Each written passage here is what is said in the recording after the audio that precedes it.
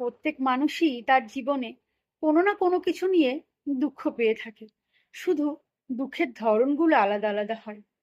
কেউ এটা ভেবে দুঃখ পায় যে আমি তো সব সময় সৎ পথে থেকেছি, সৎকর্ম করেছি, তবুও কেন আমি সবার চোখে এত খারাপ।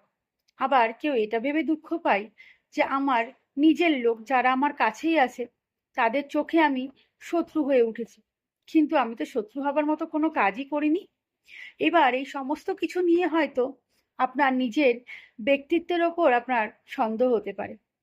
যদি আপনার নিজের ব্যক্তিত্ব নিয়ে আপনার সন্দেহ হয়, তাহলে আপনি আপনার মনকে আপনার কর্ম নিয়ে প্রশ্ন করুন যে আপনি জীবনে যা কিছু করেছেন তার মধ্যে ঠিক কোনটি ভুল ছিল আর কোনটি ঠিক ছিল।